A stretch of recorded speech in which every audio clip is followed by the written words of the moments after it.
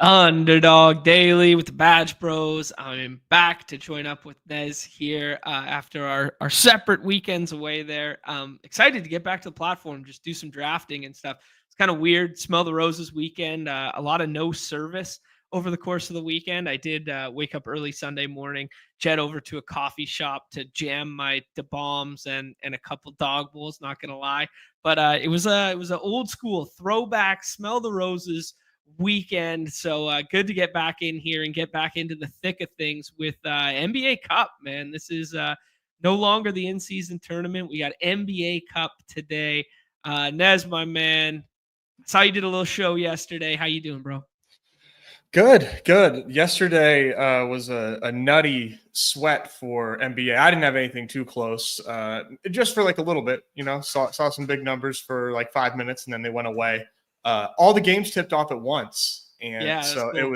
it was like a sprint, which is like really it was fun. It was fun, but it would have been more fun if I had a little bit more Chris Paul. But Yeah. not exactly in the cards for me. But yeah, I mean, it was crazy. It was crazy. I'll tell you who had some Chris Paul. Max Kings, OG viewer of the program, OG hoops guy. Shout out to Max Kings taking it down last night there in the hoop streets. And then Nezzy, we gotta do some community love here. No winner circle today. Mainly just because we couldn't have A1 on for like the 9th time this season. But I did reach out to some players on the site. Dooley Data had a 10K score who I reached out to, and we're going to do something together in the future there. Longtime friend of the show, Jewish McCaffrey, going to be really exciting to meet him in Dallas now. Took down a Dawg Bowl seat, unable to do any content leading up to, but looking forward to meeting him in Dallas there. So just a handful of the people that we will walk through here in our little recap of NFL weekend. How'd your Sunday go NFL wise? Your boy Bijan, man. Your boy Bijan. Maybe that's pushing the bags through a little bit. Definitely helping the advance rates there. I only have one Bijan Debo team currently advancing though, so that's like a bummer because I think right now Debo is like slowly ramping up health wise, and I think Debo is going to be a problem in the playoffs. His schedule is pretty sick, but yeah, Bijan helping in the best ball streets. I had a close one in the Dawg Bowl. Obviously, did not get home. But most of my volume was in the Dawg Bowl. And I mean, if you look at my distributions here, very much shifted to the good side of the screen. But, didn't factor in the Calvin Ridley garbage time touchdown in my projections. Yeah. So, had I done that, maybe we would be singing a different tune.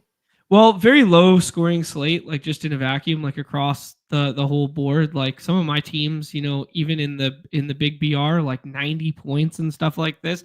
Very low scoring weekend, and not a lot of scoring in general means you really have to pinpoint the guys to hit. And yeah, that was one of them, as you alluded to. Bijan was one, Kyler Murray and or Jalen Hurts was another.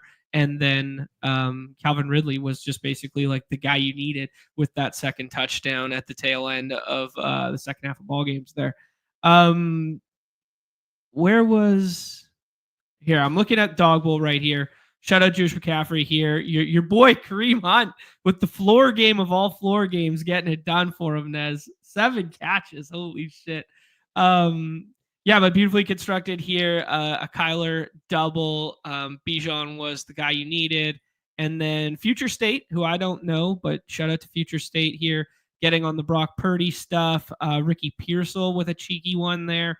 And Calvin Ridley, TJ Hawkinson coming to life a little bit there. But the Bijan was a staple in each of these. And then our guy, Awin, man, just continuing to do work out here. But the common thread was Bijan Robinson and Calvin Ridley as the guys you needed this week for the Dawg Bowl. Yeah, I'm down there at 34th. Honestly, like I had a good team. Like it just, I didn't have the Calvin Ridley 20 points, but it was a Kyler Bijan Marv team. I was happy with it. It was one that I was eyeing up all weekend. Like I thought this one had a pretty solid chance, but Yeah, Yeah. just the way the cookie crumbles. But I got to see a Steelers win, so that helped make up for the Yeah. So so I didn't get to watch yesterday's show. I'd like to know your experience. Was that your first time going to a ball game in DC there? Yeah. What was the field like? What was the vibes like? What was the view like? Was the view from your Twitter the real view staring at the pillar there? Yeah, no, that I found that online. That was those are real seats, obviously. Like that was a Okay. picture taken from the game. You can see in the 200 section, like when we were looking at seats in like August, buddies were floating out, hey, like what about these 200 levels? They're like, $100 cheaper than what we're looking at here. And the guy that the local was, no, do not do that. That is not the vibe. We were in the end zone on the Steelers side for the fourth quarter, opposite end. Yeah, can you believe those are real seats people pay for? That's upsetting. You can't see the other side of the field, and you can't see directly in front of you. No idea if a field goal is good or not from that angle. But I stole that picture because I thought it'd be hilarious because people knew I was at the game. Had to hype it up. Couldn't dox my location in case anybody was there. Dude, but no, actually, we were on the other corner from where Mike Dubb caught his game winner. Nice, dude. Great ball game to be at. No. Oh my God, just insane, absolutely insane. It had everything, a lot of ups and downs, and then just that final touchdown, man. I mean, it was basically a Steelers home game. I mean, it was crazy. I mean, every time. I mean, there was no quiet on an offensive possession, right? Because Steelers fans are too stupid to be quiet when Steelers have the ball. And it was just it was probably 60-40 Steelers. Oh man, Steelers travel so well, so that is not surprising there. This one cracked me up though, man. This was straight hilarious. This picture, isn't that just wild? That's really sad. It's like Fenway Park, but it's much newer stadium than Fenway. Yeah, no doubt. Ned, some other stuff I want to hit on here in the chat. This is a good shout here. John saying, did you guys watch Dallas Braden's farewell? Some well-produced Underdog content there, just kind of walking through the final days as announcer at the stadium and his past and his attachment to the organization. I haven't watched it yet, but I have it bookmarked. So that's a good reminder to go check that one out. The other one I want to remind people of, Nez, was Underdog running a nice promo today for the revenge game. I don't know that there's much revenge, but Klay Thompson, headband Klay, going up against his former team, the Warriors there. And for every 3-pointer, they're going to be giving away $250 in bonus cash. So make sure you guys go out, retweet that one. You guys are obviously all following the Underdog Fantasy account, but just drop your username to be eligible for said promo below there. Nez, anything else we want to talk about before I run down a couple more winners here? No, definitely get into this giveaway. And we have promos in the Pick'em lobby as well. I don't know if it's the same for everybody. I was given a 75% profit boost for NBA. Oh, wow. So, nice. Yeah. Put that to use. Okay. Yeah. Maybe that's a good place to start there before we even go like full NBA breakdown on it. I want to touch on a couple of these. Dooley Data, man, the heater just keeps on keeping on with him. John Mechie on the swap here took down the Primetime Palooza. Jamar Chase, when people tell me next year, they're all arguing between who we're going to take at the top of draft boards next year. Please just subtly remind me, Nez, that Jamar Chase just casually has these 50 burgers 3 times a year. Like, just remind me of that, okay?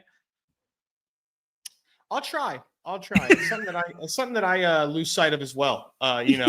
Trying to get my manhood back, doing the Derrick Henry thing. Derrick Henry. Yeah. No, just play Jamar Chase, bro. Just trust the nerds, I guess. Oh, so good there. But shout out to Dooley. There, we had a couple other ones in here. Shout out to Jeremy. Jeremy had a bunch of nice ones here. Top 10s in a couple spots there. Chip was up there as well. Shout out to Mason, who took down this one. I don't remember which contest this one. Evergreen shout out to Rojan Rondo, which is one of the best screen names on the site there. But pulling this one up, beautifully constructed lineup there. But yeah, man, just more of the same here, where it's like those running backs all scored more than the mid-tier wide receivers, and Bijan plus Hurts was kind of the stuff you needed. Zach had a nice one there. Jason Curated had one in there. And then the aforementioned Jewish McCaffrey and Gradient God had a nice big weekend there, maxing out that bad boy. Yeah, great stuff. Just big shouts to the community. Yeah, love to see it, man. Congrats to everybody, and thanks for the tags. And maybe it's my turn this week. That's what they're saying. Well, as you can see from my results here, Nez, it certainly was not mine. I was trying to get ahead of what you alluded to there. Obviously, my lowest volume week of the season here, only got 64 total drafts in, kind of pathetic. But I made sure to donate my 500 to the bomb there. But I did something a little special here. I did the Nez special, 60% Deebo Samuel. I went all in on San Francisco being back, and I did Deebo, Purdy, and McCaffrey, and then that cheeky Kate Otten one over and over and over it again. Yeah, I went all in on that one, dude, and it didn't work out. Well, the thesis was right. I think they're super back. It just, didn't amount to the results you needed. Mm-hmm. I was pretty high on Deebo as well. I had 25% Deebo, 21% CD. So, shout out to Jerry Jones for that one. Just close the curtains, bro. Just close the curtains. Dude, I hope we get to see some Trey Lance. I was joking about that in our group chat there, that because we're going to be in Dallas, like we're going to be down there for that ball game on the Dawg Bowl weekend. Yeah, Dawg Bowl weekend, Monday night there. I hope we get Trey Lance in that game.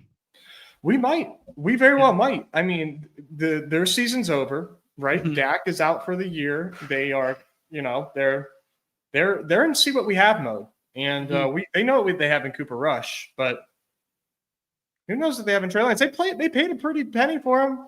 Yeah, 4th round pick. I think we might see him, man. I think we might. Should be just fantastic. Yeah, just give us some of that YOLO ball like we saw in the preseason there, where he broke off that 60-yard run. He had 4 interceptions, but then somehow still had 3 touchdowns. Like, just give me that shit. I just want to see it. And then going against the Bengals that weekend with the highest pass rate over expectation over the last 4 weeks in football. Oh, man, that would be fun. They play the Bengals? Yeah. Woo-wee! Yeah. That's going to be a game. I didn't know who they played. Yeah, here we go. Now we're getting excited. Here we go. Oh, man, that's awesome. Hopefully, yeah, it's a shame, man. I know you were dying to see your boy, but, Zach Moss, of course, I'm referring to. So that's unfortunately, looks like he's not going to be on the field. I'm sorry, man. Thoughts and prayers. Oh, nice. Thank you. Well, we might see my boy Lenny Fournette. Double callback 2 years before. Well, he's trying to work his way up. He's still on the B team right now. So, shout out to Eric here. He took down the most prestigious one on the site there, the playbook. Love to see it. Setting the table. Getting paid off for it. I love it. Setting the table, goat horns, where you're so far ahead of market that you make your best lineup with the very first one of the weekend. That's awesome. Love it, dude. FIFA with 6th place in the buzzer beater. Loved it without SGA. Wow. Yeah, damn. It was pretty hard to overcome the 82 points he put up last night. Shout out to Kyle for joining up and becoming a member here. Nez, what do we say we push into the NBA slate? It is start of NBA Cup, dude. Are you excited for the potential NBA Cup after seeing the in-season tournament last year?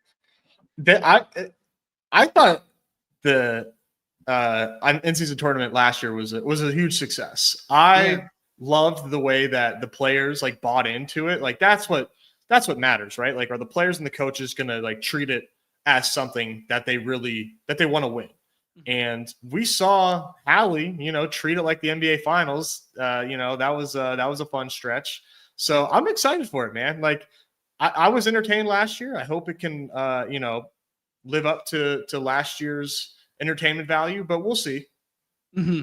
No, I agree with you, man. Like, it was nice to see. We didn't really know what to expect going into last year. And I think now that we've had a slight taste of it this year, I think we can expect teams to condense their rotation a little bit. I think we can expect teams to want to run it up a little bit because of some of the tiebreakers.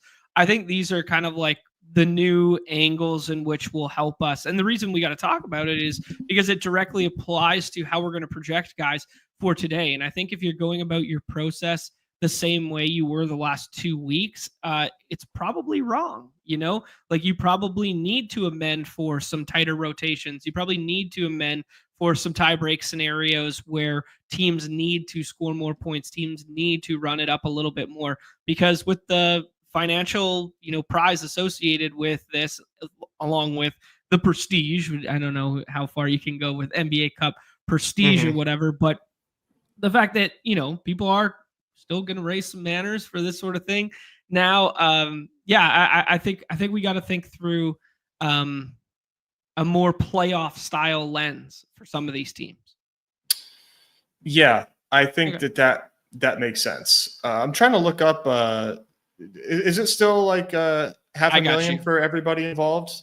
Yeah, I got you. I got it ready here. The final number was somewhere at the bottom here.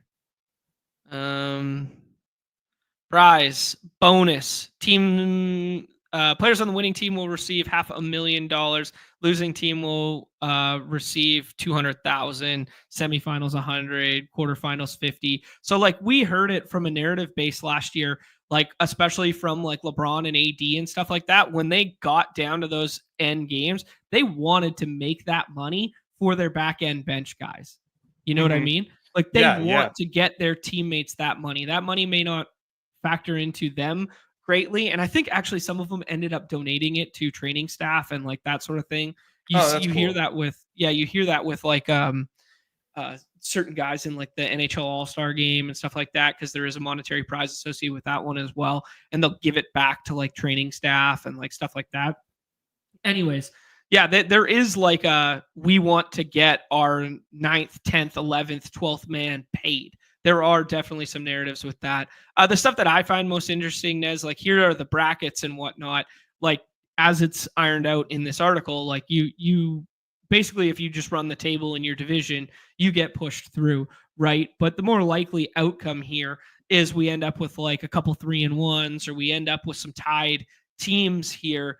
And then it comes into the point differential stuff, total points scored, and some head-to-heads. I think it actually goes head-to-head, point differential, then total points scored. So there is some incentive here with, I mean, you don't need to give Tibbs any more reason to run his guys into the ground, but there is a little more incentive that if you do find yourself in a 3-1 situation, that you would want to be able to be pushed through by the fact that you ran it up in a couple of your good games here. So I don't know how it's going to factor into our process tonight. I think maybe we can just elongate like a little bit of the starters minutes when we push into like territory where like, if we relate it to the Celtics and Atlanta game here, like the Celtics are big favorites tonight there. Could you see them playing like Tatum a little bit further into the fourth if he plays, kind of deal? Like, yeah. I would like that.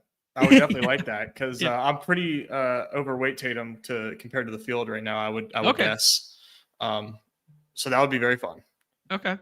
All right. So there maybe is a good launch spot for us, Nez. I'll go back to the platform here.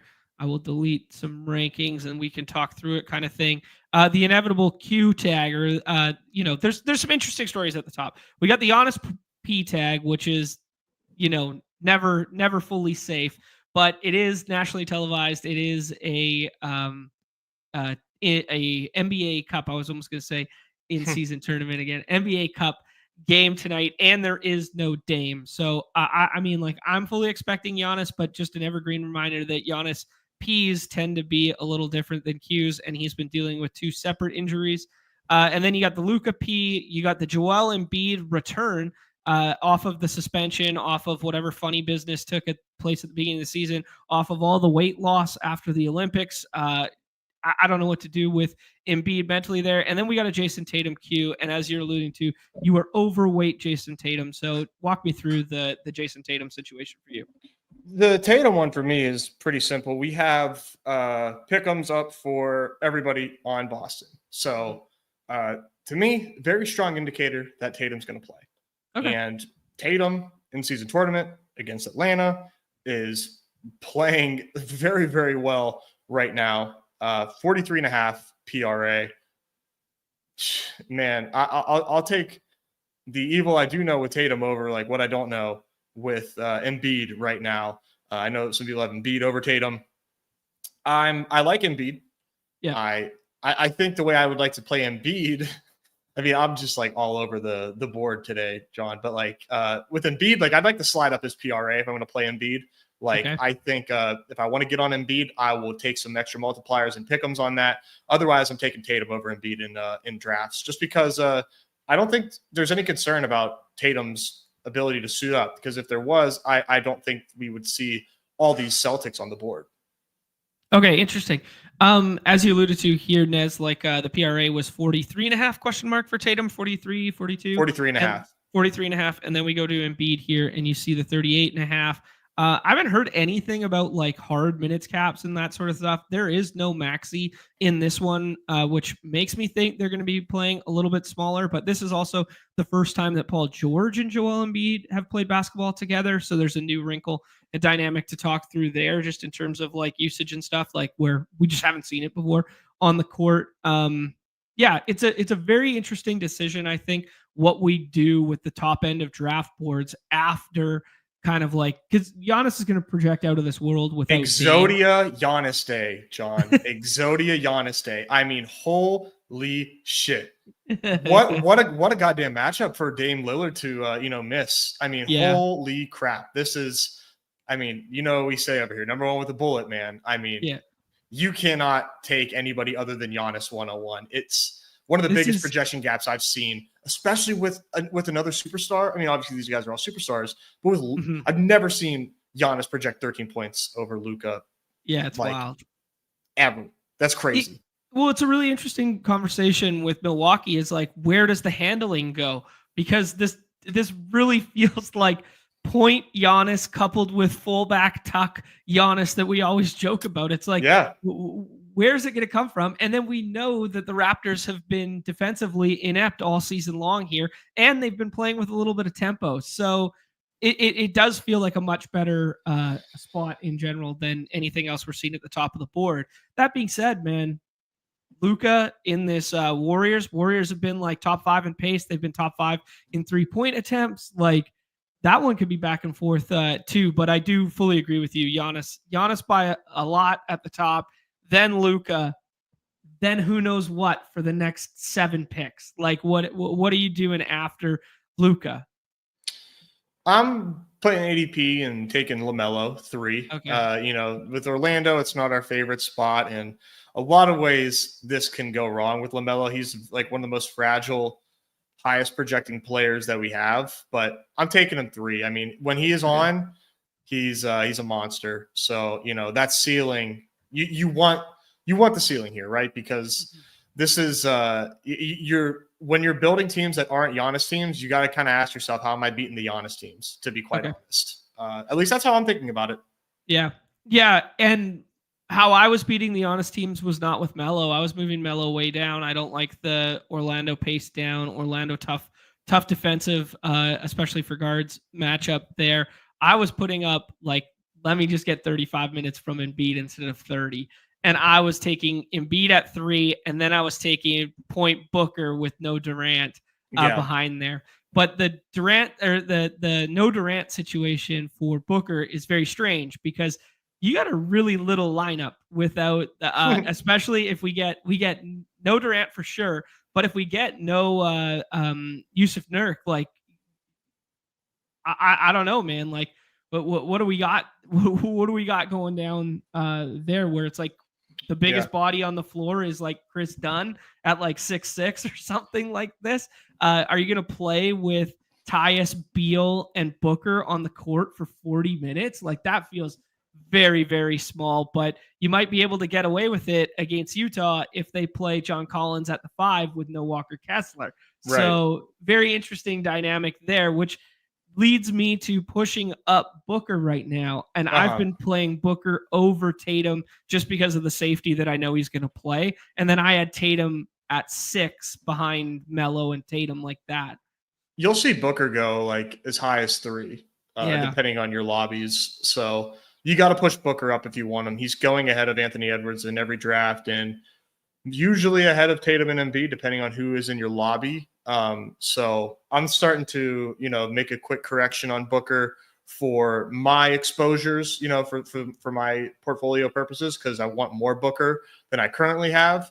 I'm with you on doing that. This is an interesting little wrinkle. Crutch is alluding in the chat that he was doing something similar. He was pushing the Booker up there, and he still ended up with 28% Tatum. So how far is Tatum really falling in these rooms? Like, where could we get away with ranking him? Because like Tatum is the biggest crux of this slate, because you could take him at 3, and it makes sense to me if you think he's going to play, or you could get him to fall to like 8, and you can have some of these like GM style combos with him. But I think if you're running like a set of autos, doing him at 3 and then taking like Jaylen Brown and Derek White like down a ways makes a lot of sense, and pushing up like Jalen Johnson in that set, or then doing a set where you try and catch the Tatum fall at like 8 or 9, and then pushing up Jalen and Derek White and maybe even some Jrue in the last round. What do you think, dude? Yeah, I'm just surprised that is the case for our friend Crutches here. I have 124 drafts done across, various contests. Okay. And I have 29% Tatum, and I was not fading. I didn't have, I had I have a stronger stance than he does apparently. So what was the lowest you ever ranked him in any auto sets you ran? Always 4. Okay. Always. It's still 4. only 29. That's crazy. Interesting. Yeah. What time of day were you running them? I did. I probably did like 20 or 40 last night, and then quite a few this morning. I was drafting before ETR came out too. Okay. Interesting stuff. Yeah, very interesting stuff. All right. I think we've spent a good portion on kind of like that upper echelon. The dominoes will fall as they will with the Tatum stuff, but Nez is leaning pretty heavily in the direction of Tatum playing today because of what he's seeing in the lobbies and that sort of thing there. I think we can kind of just like take this whole group here, Booker, and then kind of like Ant is like, however you rank this group feels like a tier. And then we can start having the conversation about like the whole next area here. Knicks are interesting tonight. Cat won't project as well as his ADP, but such is the case over and over again for Cat this season. And he has outperformed his ADP a number of times, but never projects quite to where it is on the site, whether it's models catching up to the way in which he's actually been playing. But anyways, this Knicks Sixers game feels like a pace down spot, man, in a big way with no Maxey and the first game with Embiid, that sort of deal. So, the Knicks side, no Precious Achiuwa still. Miles McBride has a Q tag. Campaign has a Q tag, which just matters for like guard rotational depth kind of thing. Because this rotation could be like really condensed, and it would lead to like a lot of Cat minutes here just in general. So I don't know. Wait, what are you doing with Knicks, and what are you doing with Cat as kind of like this next group? Yeah, let me see here. As far as just straight from the horse's mouth, only 8% Cat for me right now. I think I had Steph ranked ahead of him, and as well as Cade. So I don't have a lot of Cat at the moment, but I think Cat's a pretty awesome play. It is a pace down spot. That's for sure. But like, Cat's gonna play like 40 minutes. So it's like who cares? And one thing that I had to like kind of like change my process or my priors on was like, I thought the 76ers, or I think the 76ers are worse than the market does, and the market being Vegas. This is only a 3-point spread. If you asked me, I would have thought this would be like 6.5, 7.5 point spread, just because of the way these seasons have gone and the way I think the Knicks are trending. But it's a close game, 212 total. I think you're right about the way that this game projects to play. So I'm probably going to continue to be light on Cat, but I would like to have more than 8%. That's for sure. Okay. Yeah, I mean, I just don't see how the Sixers play fast when you go down from Maxey to like Kyle Lowry, who's like, more of your old school traditional set it up ball handling point guard too. And then you add in like George and Embiid. Like this team feels so different than it felt like 2 weeks ago when we were like Yeah. going all in on Sixers versus Toronto or something like that, right? Right. Yeah. Yeah. Yeah. Big difference when you sub out Maxi for sure. Yeah. And to your point about Cat, man, like it's just kind of like take your medicine and take him in this range at some frequency. Like I will Yeah, be I think soft so. fading. I will be soft fading like you are with that 8%. But it's like, man, if you look at the names behind him, if McBride and Payne can't go, like, dude, I don't know who's gonna get run in this group. Like Nobody. nobody, right? Like Maybe this Tim's gonna run 6. He's gonna how do run you say 5. Daddy A? Is that Pachomi? Yeah. Daddy A. He's nice, but they haven't like played him at all yet. Like, I mean, it's just nobody. The answer is nobody. But like, interestingly enough, I mean, the projections, from good friends that established a run right now are kind of poo-pooing Jalen Brunson. Even though he's going to play 42 minutes tonight. Yeah, I don't know if they know that. Well, I think it maybe they're projecting Miles McBride and campaign in, and then they're projecting like, oh yeah, 212 total pace down spot, that sort of deal, because it is a very stars and scrubby style games of slates.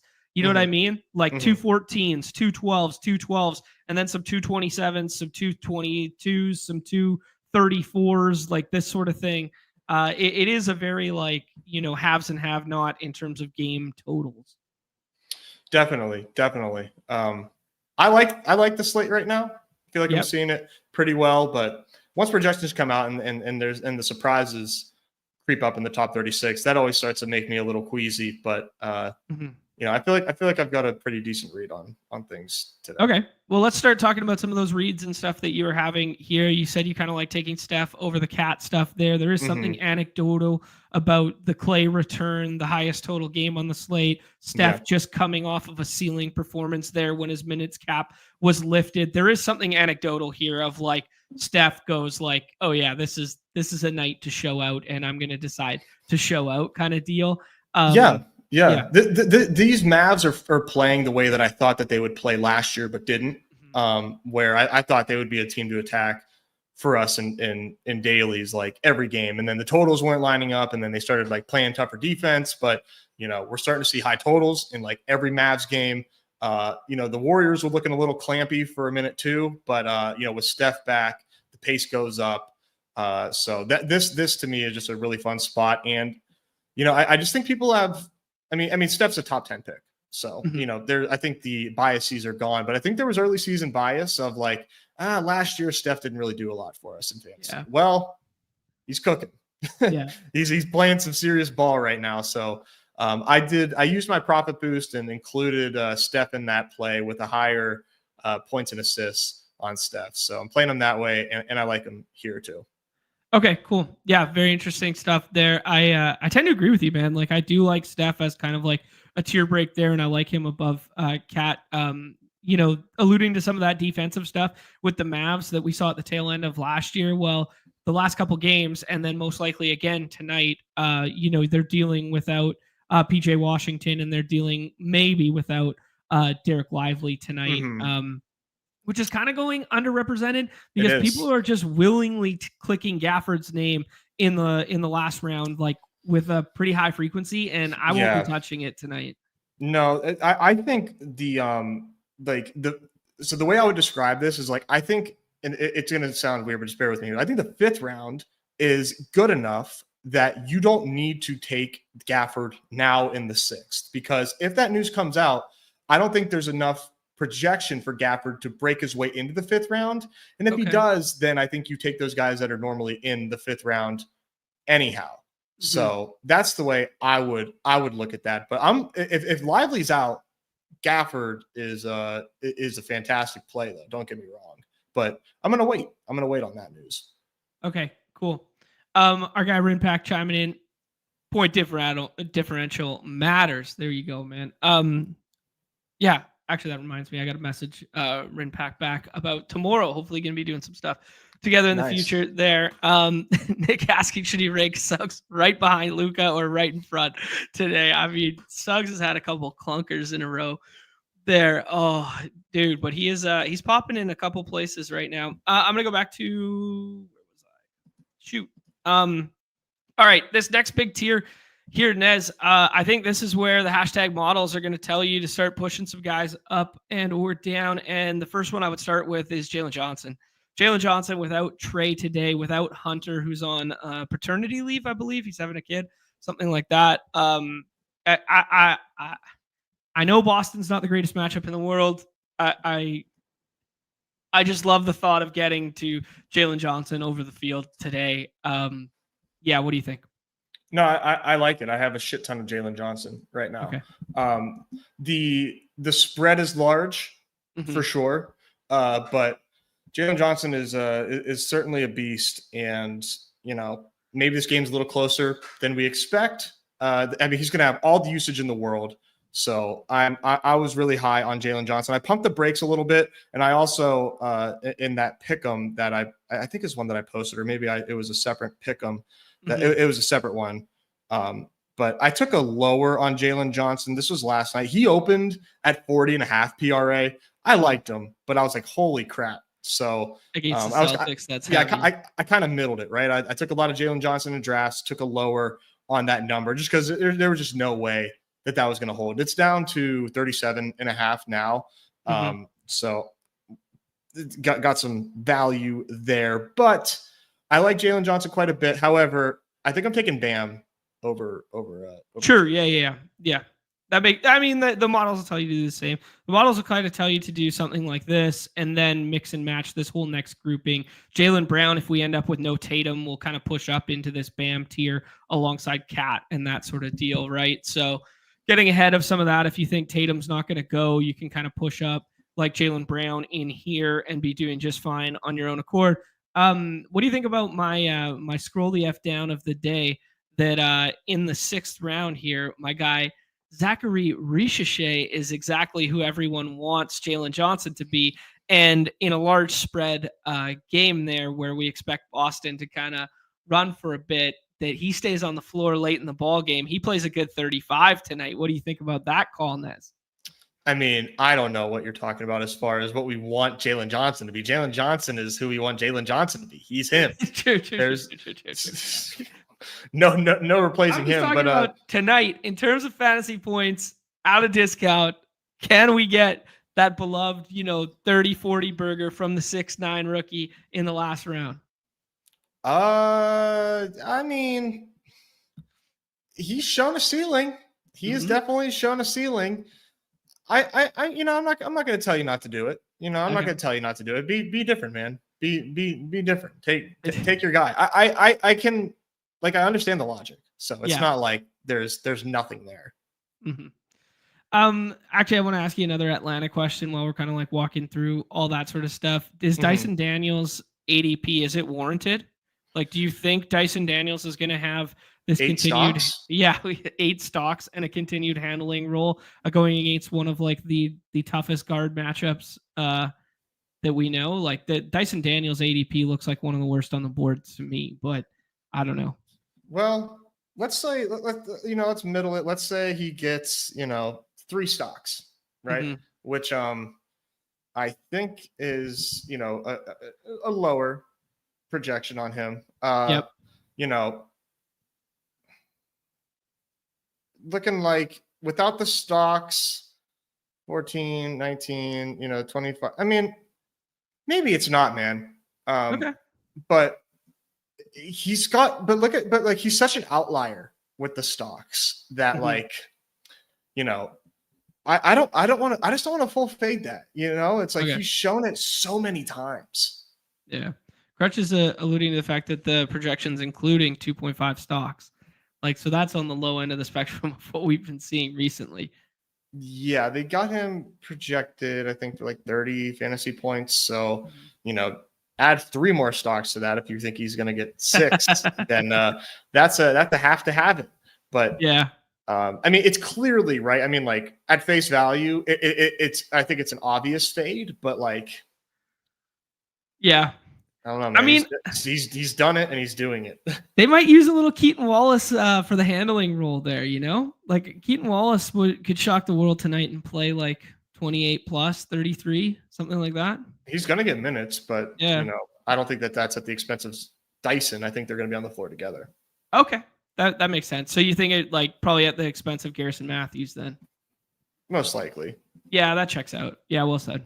Actually, I could go back to the old machine here and look up some of those splits from the previous game? Question mark. We'll get there in a second. Okay, we are scrolling way too far the F down, but I got on an Atlanta heater and I couldn't help myself there, Nez. This next kind of big grouping here, Derek White, kind of like a guy who will always project better if and when Tatum gets ruled out. You're playing Tatum in, so I imagine you kind of have him pulled down here. Tyler Hero, kind of up here without Jimmy Buckets, that sort of deal. No one's clicking Terry Rozier in the 6th round. We just haven't seen it in a while, and I think people are scared to do that sort of thing. Bronze still doing the no Paulo thing in these middle rounds. Where are we kind of leaning here? Larry Markkinen with no Walker Kessler. I'd expect they go John Collins at the 5 now tonight with that. Though it's not a given with how Utah runs those rotations. They're so fucking annoying. But yeah, let's just talk through this kind of next clump. Who's someone you're targeting in this next area? Who's someone you're kind of fading? Fading White, like you mentioned, just because I just think that this ADP implies Tatum is missing, and it just doesn't add up. Like I just think we are, drafters got caught slipping here. Like I just don't. To me, this just doesn't make sense. Derek White could always put up 42, even with a full healthy Celtics Fantasy team. This is of course, but just that's not. This ADP just is not what it should be given full health Celtics. So he's down for me. Lowry, I think people may see the Kessler news and give Lowry a bump. He's now he's where he should be. Like before it was no thank you for me, even though this is a nice high total game and whatnot. I was not taking Lowry before. Now I am at ADP. Maybe I got to see if people are taking him over Randall. I haven't really done a lot since that news came out. So I'd like to do Randall over Lowry, but I got to see what the field is doing, because I don't have like that strong of an opinion on that, but that's my lean at the moment. Yeah, man, I respect it. In tandem with some of that news, obviously, Taylor Hendricks is still out, done for the year there, but we got Colin Sexton available, and we got a Q tag on Keontae George that shifted to a probable tag in lockstep with all that. So we're going to get the ugly, muddled guard rotation of everybody there.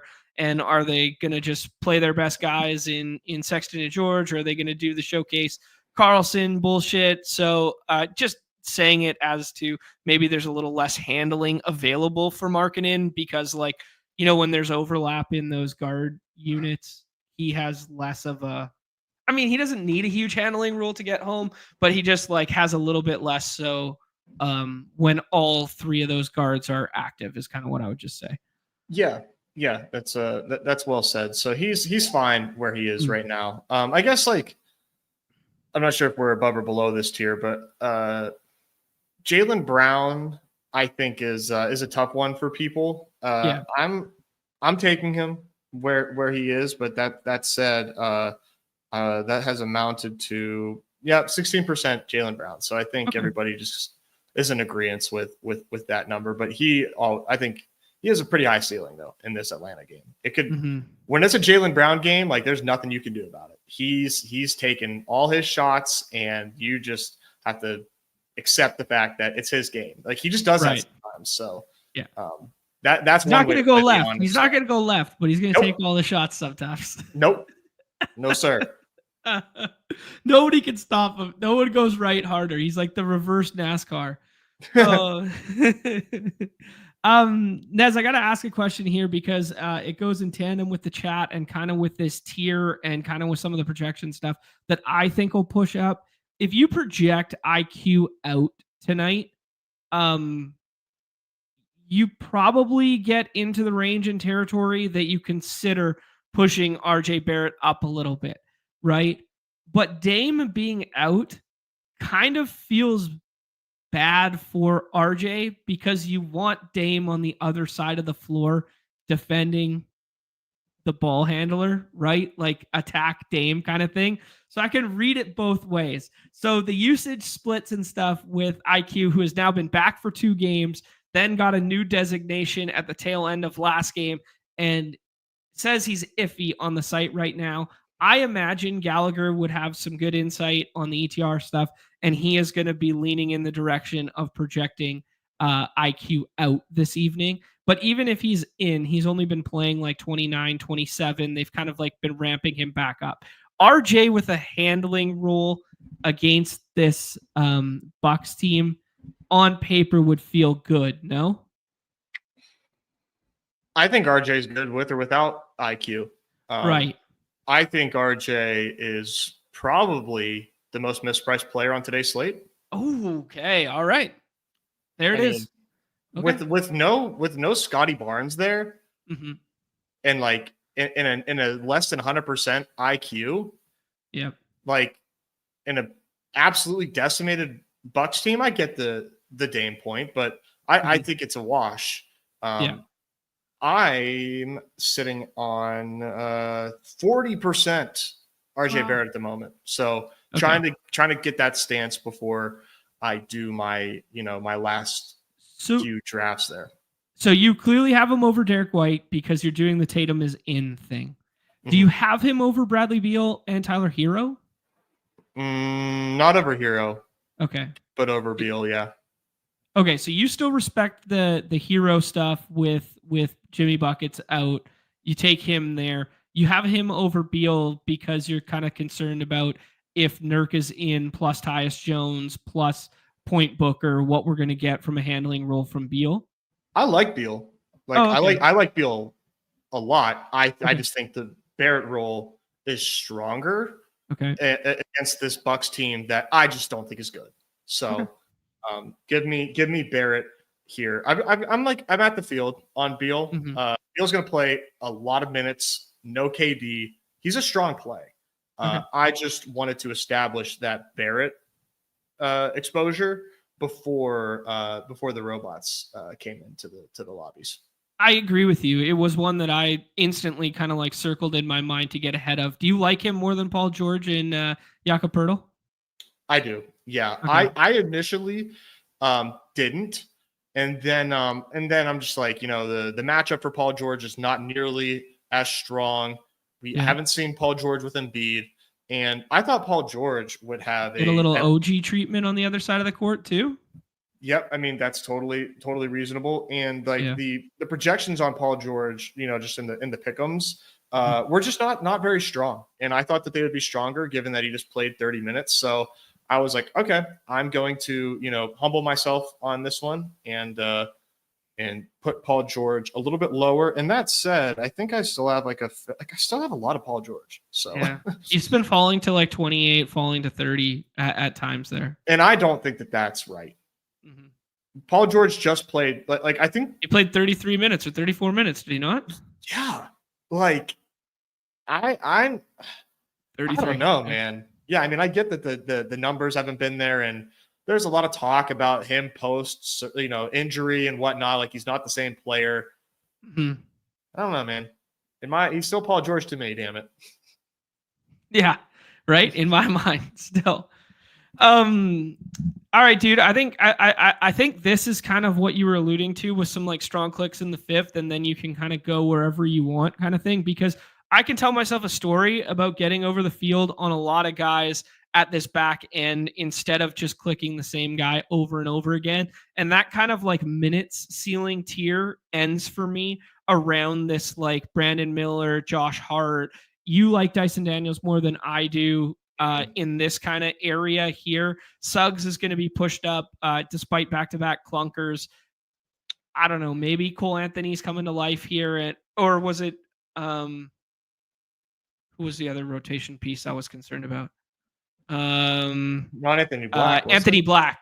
Yeah. Anthony Black. Yeah. Cole Anthony and Anthony Black. I'd like just as potential guys that I would be a little bit more concerned about with Suggs in recent memory when I was looking at the popcorn machine. I don't think you're wrong, man. I will say, Yeah. like, you know us and me, like big Magic respecter. I think that they are a good team. And, I think Suggs is a great basketball player. The projection today, I just think, is out of control. Is just simply out of control. And I honestly think that there's like an input issue. Like I know it's against the Hornets. That's cool. How many stocks are in this Suggs projection? Because the PRA is like, it's fine. It's fine. He's 16 points, 5 boards, 5 assists. I mean, how many stocks do they think this guy's going to get? Right. People are buying it. People are buying it. He opened up higher than Jalen Brunson. They fixed it. They saw that, and they're like, that's just out of principle. It just cannot be true. I don't know, man. If this was Suggs mid heater, sure, I would have done it. But I've seen him fall back to earth a little bit. They've got these other pieces. The minutes are as safe as we think. So they got him for 34 minutes, and he just played. I mean, bad game against Washington, and then 32 and 35. I mean, they also played the whole bench for the fourth there. Sure. He didn't step on the floor. Yeah, that Washington game, throw it out the window. That was a good spot for him.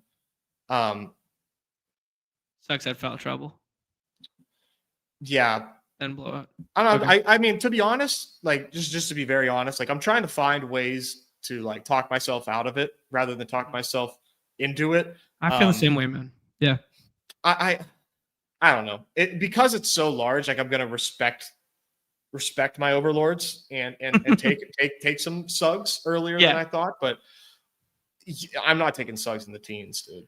Have you watched any of these Mavs or Magic games since Paulo's been out? No, not really. Okay. Yeah, I watched a little bit of the Cavs one, I believe. And then outside of that, I haven't watched a ton of it because like Tristan da Silva's been like jumping onto the scene a little bit here, found his way into the starting lineup the last 2 or 3 games now, and I just haven't watched him play. So I'm just really curious, what he's doing. Yeah, I haven't seen them play much. I need to get my NBA TV sub back, but I had other things on the docket.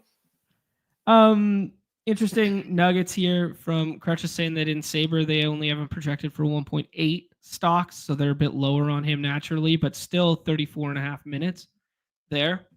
I will go back for 1 second here. Just curious as to what the total and spread there is. Magic has 8-point home favorites with a 212.5 against the Hornets there. So, yeah. Goga's available in the last round over and over again for that game environment as well there. Is that someone you like to click? It is. Okay. It is. I mean, it's the meme that, may or not hold true this season, centers against Hornets, but always. But I mean, really it's a matter of the Wendell Carter Jr. injury, So he's out, and Goga is really good for fantasy. So just a matter of how many minutes our boy Goga gets. The ceiling seems limited, but the efficiency is very, very good. Yeah, he's almost a 1-2 guy per minute. Yeah. That's solid. Yeah. Yeah, I mean, he's basically what everybody wish casts Jalen Duren to be on certain slates. Man. Yeah. I still love Duren, but the stocks I think are going to be the big point for Magic Harp saying centers versus the Hornets is not a thing this year. They're bad, but they're not the Raps. Grant Williams holding it down. That might shift a little bit now that you're getting regular run for Taj Gibson. Like if you look at like Hornets center versus Hornets center splits with Nick Richards beforehand, and now look at it when they're starting Taj Gibson and rotating in Grant Williams, I think that would be a stark contrast. Yeah, I would think so. But at any rate, I think Goga, it's just a minutes thing with Goga, right? I mean, 29 against the Pacers, but that Wizards game, I think, maybe throwing people off his scent. And that was clearly, an anomaly for minutes for their starters there. I'm doing Goga. Okay. Cool. All right. Some of these other names at the back end here. Will you play any Clay tonight? Purely anecdotal narrative of they just want to find him, they want to feed him, they want him to do vintage Clay things like they did at the beginning of the season there. No, I don't think so. His stocks are not like anything to write home about. The projections are not good. What are we gonna get from Clay tonight? That vintage 33 real life points for 34 fantasy points performance? More or less, yeah. Vix is in a stock or two. Yeah. Yeah, he's lost a step or two. It's unfortunate. He's just could they just force feed him like you said? It would piss me off. Sure. But I'm not drafting any Clay. Wow, this is the absolute comp. Clay is the Keenan Allen of the NBA. Tuna nailed it. What a fucking comp. A comp. Although unbelievable. We still have a an out card with Keenan, which is that maybe it's the shit ass team that he's on. Like look at Caleb. Do you think Caleb's this bad right now because Keenan sucks, or is it because the Bears are an absolute shitstorm? Who's to say? I mean, Shane Fraudron's gone now, baby. Shout out JSN. Yeah, no doubt. Let me go to. I wanted to ask you a Detroit question when we were hanging out back here, and I just wanted to get the updated injury report to ensure that we still had a Q tag on Duren. Still got a Q tag on Duren. Got a probable tag on Isaiah Stewart. Asar Thompson still out. Blah blah blah. Okay, so basically everything we've grown to expect. Any love for some scroll the F down Detroit stuff or Tobias Harris, who is going almost every single draft here? I like Tobias Harris. Yeah, quite a bit. If we don't get Duren, is it, dare I say, John, beef stew night? Is it? Is it? No. Is it? Probably not against Bam. I mean, not enough to play him here. Maybe unredacted if the salary lines up, but I don't know that. I love me some beef stew. I still just don't think I could get to it. The minutes were there. 33, 32. That 35 is like for sure his ceiling. But for sure. Maybe not on an 8-game slate. Yeah, no, that's fair. That's fair. I've been doing Ivy though. Ivy's been one of my favorite 6-round picks, but I've cooled off on that. But Ivy's good. And, it's just the Miami matchup that kind of like scares people off. So I can understand respecting that. Yeah. But this total is 214. So yeah, not one of the lower totals. Tight spread. So could potentially get some OT or some good back and forth run on that. But I like Ivy and Harris today. Okay. Minutes look pretty condensed here. Like just looking at a game without Duren last time out there, right? And then just seeing like Jaden Ivey play the whole first, Tobias play the whole first, getting some overlap between Cade and Ivy, and then Ivy stays on, kind of like the Garland rotation for Cleveland, that he then assumes some handling role, and then they switch back to Cade to start the second quarter there. Then there's a little bit of staggering in their minutes. So at least when Ivy's on the floor, the reason I bring it up is when Ivy's on the floor, at least he has like somewhat of a dominant handling role outside of the very start of the first quarter and the very start of the third quarter? Yeah, good point. I mean, clearly Cade limits his ceiling, but his projections are just like, maybe he's too flory of a play, but I'll take what he's got, because just because he's a floor play doesn't mean that there's no ceiling. Like, if you 40 points from any of your 6-rounders is probably going to put you in a great spot if so that would be nice, but that's a lot to ask for, because he doesn't do that often. There's two things about the Miami stuff that I wanted to hit on right here, and I think it's pretty well summarized by Mwald here, Mwald 50, that like Miami's defense is still good, sort of, right? But like Terry and Hero have been guys for years that you wanted to exploit guard versus guard. Like that was always that. But then there's also the added wrinkle that they'll play faster without Jimmy. So it works on like kind of like two accords where, we would probably be a little more poo-pooing of a Pistons Heat pace up game in the past. But I think the wrinkle of no Jimmy and the who they're going to run the most with guards there makes a lot of sense to me, that we should like this game environment ever so slightly more than some of the other totals suggest. Yeah, Miami's a really tough team for fantasy. Not like in real life as much, but like when they're on the slate, everyone kind of grimaces a little. They're not the best. They're not a matchup that you really want to see. But I think if you just ignore that bad feeling, you can probably do pretty well for yourself. They're kind of how we used to feel about the Bulls before they were just putrid on defense and fast. And they were kind of like with the DeRozan era Bulls. And they're kind of how we used to feel about the Cavs last year when they were playing slow. Mm-hmm. Yeah. Mm-hmm. Yeah. Just like bad, like not great, but also slow and kind of boring, but probably pretty condensed today. Mm-hmm. So, I mean, yeah. I love Hero today, by the way. Got a lot of Tyler Hero. The rich get richer as Awen clicks Giannis at 102. Yeah, Awen could probably get a Giannis swap if he had a swap today. I mean, like unbelievable. Oh, that's good shit. That is good shit. Nez, let's talk about some of the scroll the F downs at the bottom here. Talked about Goga, talked about Tyus Jones. Quickly, I'm scared of, man. Like I would rather click the Nurk than quickly button right now if I'm taking Q tags in the last round. Just because I think Nurk is slightly more likely. I mean, he played 15 minutes last game, got hurt, didn't come back, kind of deal there. Man. If Nurk's active, I love it.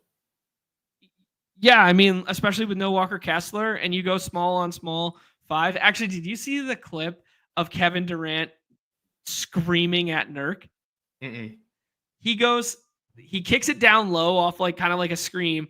Nurk goes like looks like he's gonna go up. He pump fakes. I can't even remember who he was playing against, but someone who was like a half decent defender.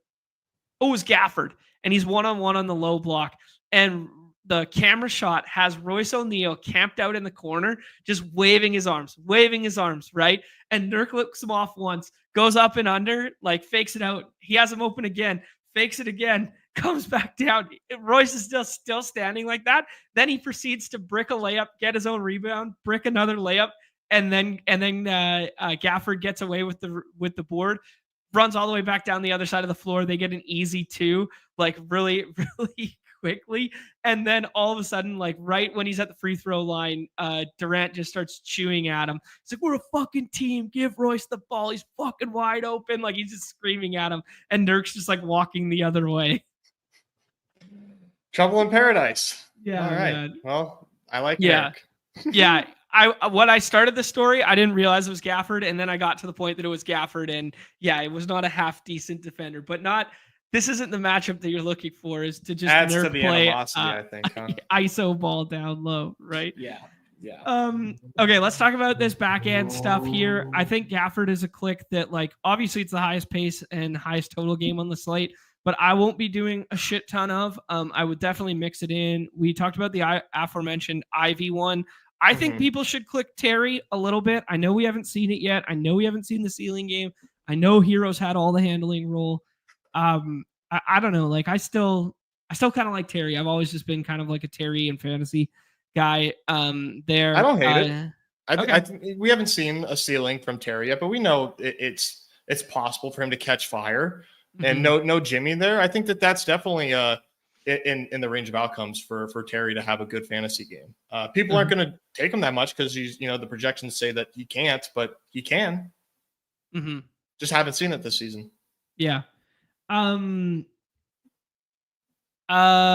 else we got down here? Kuminga, if Wiggins can't go, question mark. You think he draws back in to start? I don't think he'll ever start again. Yeah. But for any team ever. No, ever. But I mean, the total is so juicy, and Kuminga is like playing decent ball that I think he's in consideration. He's in the pool. I think John Collins down there is somebody that I would just put way up. Yeah, Collins ADP is definitely fake right now after the Walker Kessler rule out. When I did a batch of drafts right after the Kessler rule out, he was going, in the 30s every single time kind of deal. People like that makes sense. People want to play John Collins, and Utah wants to showcase John Collins to get rid of him. They want Lauri Markkanen and John Collins off the books. They want Jordan Clarkson off the books. They want those three gone at some point. Markkanen, the least so of the three. Yeah. I think they like Markkanen, but they do want Collins to be traded. It's just like he just isn't like a great fit for anybody. No. One of the most hilarious max contract deals from Atlanta ever. Yeah, oopsie daisy. Yeah, he always looks goofy as hell with those short ass shorts for a guy so tall too. Yeah, his physical stature is just pretty goofy, right? Yeah. Any love for anyone on Portland? Basically, nobody's getting drafted right now. I know Shaedon Sharpe coming back really kind of like fucked up those rotations a little bit there. But like a guy that we were clicking on, guys that we click on much higher than this, but obviously a terrible matchup versus the T-Wolves there. But any love for Simons Grant, Ayton in the 6th round? Not Ayton. I don't. It's just like he wasn't really getting a ton of usage when he didn't have Time Lord there. Now Time Lord there hurts the minutes. The matchup is horrendous. Okay. Maybe he sees the floor because Minnesota's so big. So it could be kind of like oxymoron. Like, you don't think of it as a good spot, but hey, they need the big guy out there to fend off Rudy. But no, thank you for me. Simons has some pick'ems that make you think that he should be drafted more than he is. Cause he's not drafted at all. Yeah, exactly. So, well, it was, he those came down. He opened up at like 27.5. So, okay. What about Grant? Let's check out Grant. I mean, if this game becomes competitive for any reason, it probably funnels through one of those two. That's a thing, right? I mean, like just for strategy purposes, if this game is gonna be close, one of those guys is probably gonna have a great game. I would probably take Simons if I had to mix any of them in. Okay. But I'm not gonna. Okay. No, that's fair, man. I mean, like if the field is gonna jam a 225 total game with like 6-point home dogs in the Jazz, and they're gonna jam John Collins over and over again, why not just take the team that has a similar implied game total and is like 8-point home dogs? Yeah, I know the T-Wolves probably don't set up as well, like anecdotally, but like just take a little bit of Grant, Ayton, or Simons in the last round there instead of the whole field's taking John Collins and Keontae George and whatever instead. I agree. I think that's really strong leverage. I mean, shout out to the Ben Simmons play last night from our boy Max Kings. I mean, it's it's similar in that vein, which I wish I had more of. I loved that call. I took Ben Simmons higher in a pick'em, and of course hit, which was awesome. That was. I mean, you just never know when Ben Simmons has that game off a day of rest, what he's going to get. But like that leverage exists. I know it was such a projection-based space sport, but like, it's not hard to know. You do a couple drafts, see which people are using the projections, see who is firmly out of people's player pools to get leverage on people. I mean, that is still that is still good leverage in these games. And I just want to say before we wrap up, Yeah. today's IQ, John, Oh, you already know. Grady Dick. It's IQ. Oh, you I think know- IQ goes? Today's IQ is in fact IQ. I kind of like it, man. I think right. he's gonna play. Okay. The pick'ems are worthy of him being taken. And I just think Milwaukee presents some very funky range of outcomes in this game. I do not agree with the 8-point spread that is on this game, but give me some IQ. No one's taking him now that ETR said he's ranked 37 out of 36. So okay. Yeah, I mean, like I was kind of leaning like they would play it cautious with him, just given the track record and then the limited minutes since he came back. But if he does go and he does play like 28 to 32, like absolutely in this matchup, that could be a factor. He's projected 18 points, 4 boards, and six dimes. So okay. Seems worth a click. All right, I respect it. The 6'9" French guy, just draft him once. Just draft him once, guys. Please, just take him once in the 6th round. Please forget about our Najee Marshall call, which you got all the heat for, by the way. I got no heat for that. That was pretty awesome. But just forget about that and mix in Risache. There he is. Just fun to say, dude. All right, some other guys that might end up getting some love. I mean, Brook Lopez is like buried down here, and Brook Lopez. That's fake. Yeah, that's fake. Yeah, we got to get some Brook Lopez in our lives a little bit there. And then, I mean, like Jalen Duren, probably, I probably don't want it tonight against Bam. Keontae George, I probably don't want it that much tonight. But he got upgraded to probable, did he not? Or did that change? Did. Okay. No, he got upgraded to probable. Yeah. Any love for any other Atlanta piece? Because I think that's a place where we could find some value without Trey. No. Okay. No, not for me, man. 15-point dogs. Like the Jalen Johnson play is already like kind of sneaky thin enough as it is. Okay, cool. As much as I love my son Jalen. Yeah.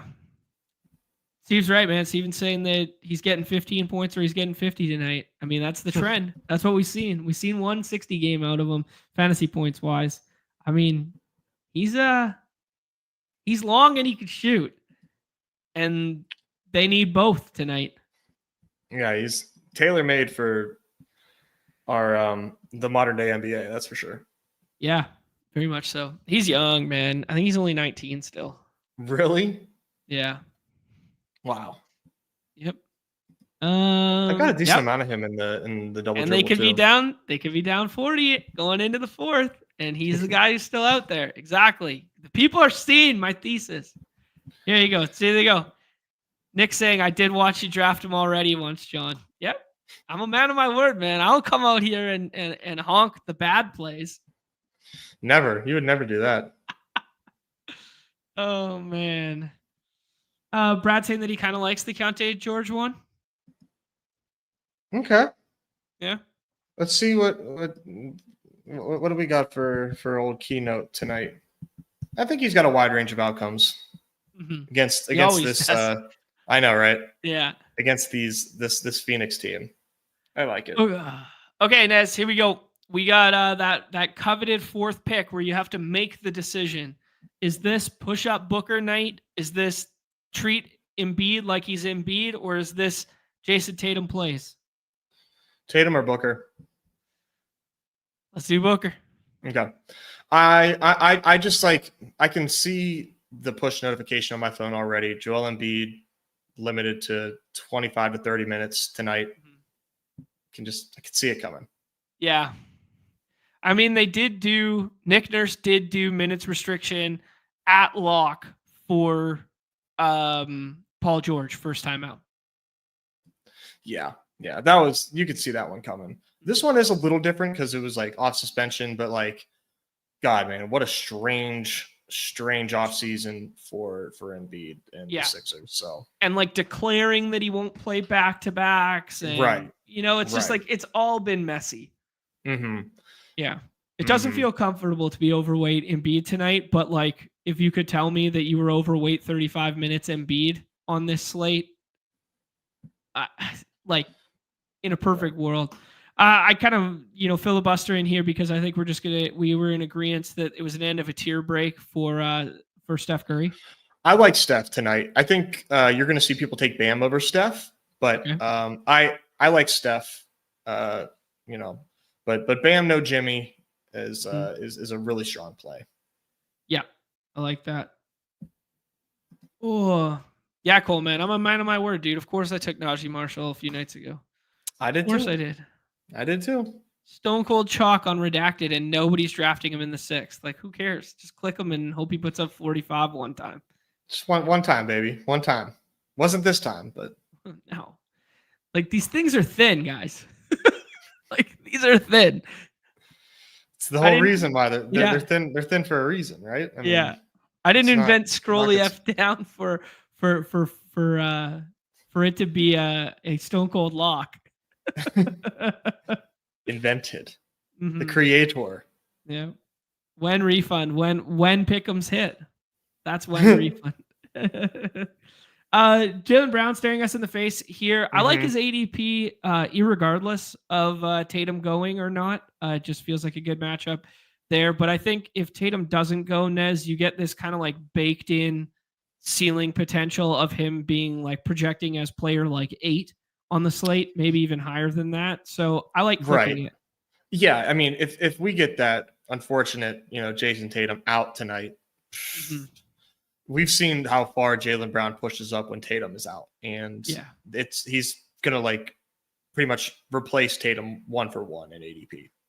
Yeah, it's almost like you're free rolling that upside a little bit there because he's gonna project about the same as Hero and Randall right now, and you get this baked in upside that Ant Edwards is not just going to randomly be ruled out tonight, or Gobert's randomly ruled out, so that we get this kind of like ceiling upside with him. I don't love pairing it with Derek White, but the thesis is the same there. I'd advocate for Beal here, but I'll hear you out on anyone. Go Beal. I mean, like pairing Beal and Booker together doesn't feel the greatest in the world, but we've seen them both get home. And Utah's bad against opposing guards, and I think you kind of monopolize a lot of the handling role between those two. Yeah. Beal's going to play a ton of minutes. He has one of the higher stock projections as well, at least from the homework I did. Looks like, I mean, he's like 2.5 stock projection, so that's strong, and could fill it up as well against Utah. They're a fun team to target against. Just a couple more shots available against a bad opposing defense, missing their big 5 and no Durant on the floor. Yeah, if Nurkic doesn't go. If Nurkic. What about Rudy Gobert, man? He's going to project well all the time. I've got a fairly strong fade on Rudy Gobert right now. That's kind of evergreen for me, dude. The Rudy nights are the nights that I never get home, because the only time I get Rudy on a slate like this is when he falls to the 5th or 6th. Like, it's just kind of evergreen that I don't like to chase stock guys, because like Ayton's not the greatest matchup in the world for him to go 20-20 on his head. So like the nights that you play Rudy is the nights that you think they're down a body and they need him for some offensive upside. Nez, who do you like here? Is Brandon Miller a tier break for you? Aforementioned Dyson Daniels, Tobias Harris, who you like? I like Brandon Miller. Okay. Not scared about the Orlando matchup? I don't love it. Yeah. But no, Miles Bridges equals a lot more usage for Brandon Miller. Okay.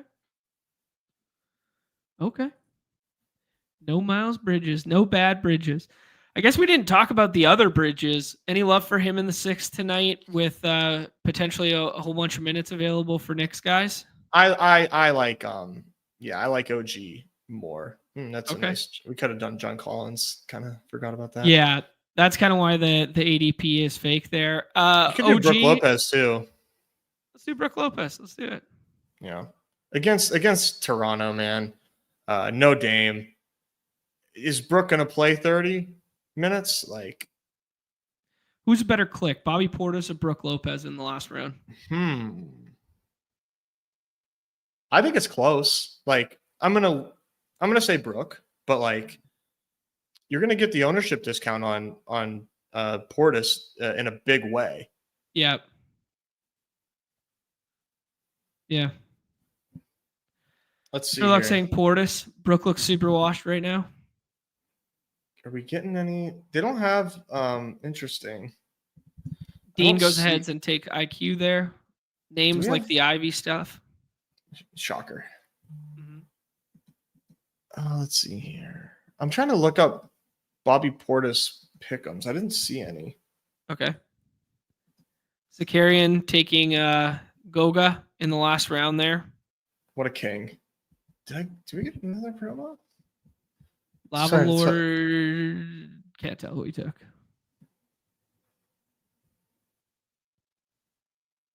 Not bad. Not bad, Nezzy.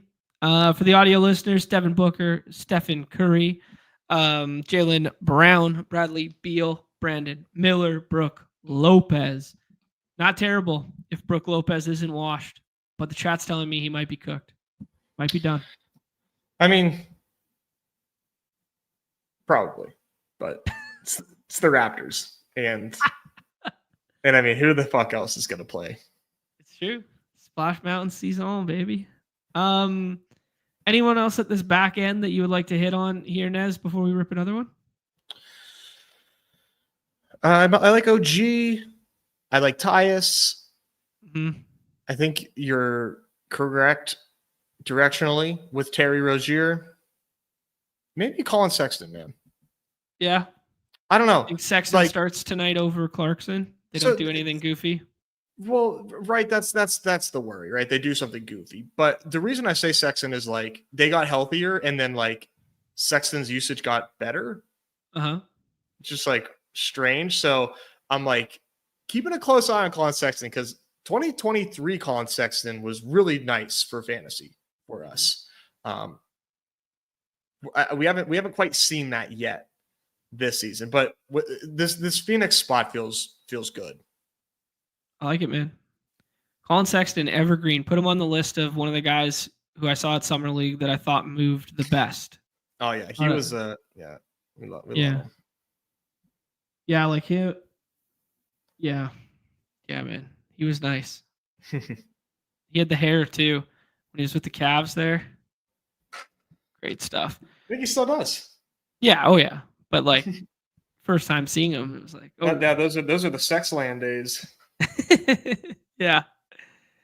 Yeah, I think we should probably give a little love to Bobby Portis down here. Yeah, I don't think Underdog knows what to do with him. We don't have any pick'ems on him yet. Right. I don't think anyone knows what to do with him, so everybody's just not drafting him. Mm-hmm. What about Drew Holiday if we end up with no Tatum? Will you mix him in the 6th? I think so.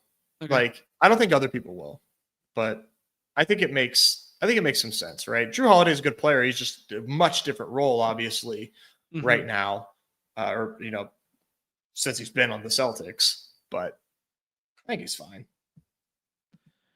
All right, bro. Yeah, I'm trying to think through like any love for an Atlanta 5. You want me to like an Atlanta player that isn't Jalen Johnson so bad? I do. Not going to happen. Okay. All right. I'm good with it then. Fine. I love it. Just relentless. Come on, man. Don't you want a little Clint Capella tonight? Don't you want to? Come on Onyeka. Maybe they play a little small. That's for you. That's your play, dude. All right, dude. Let's rip one more of these. Then let's do a dog bowl and call it a show. Yeah, works for me. Yeah. Can you check your what kind of promos you have in the Pick'em lobby? I'm not sure if I got like thanks for being a donkey promo or if we all got this new. Yeah, I think you got a gimme pick. There you go. Yeah, we got a gimme pick. I don't think for it's NBA actually only. expiring that quickly. I think that might be a timer thing, but Let me hit the refresh. No, we got 1 minute. We got 1 minute to make a gimme pick here. They're making you hurry. They're making me sweat here. Your token's been applied. Take like Ant, because we know Ant's gonna be the he's gonna play. So do like Ant points for your gimme. And Apply then token. who's your favorite pick on the board? You like Book, don't you? Yeah, I like Book.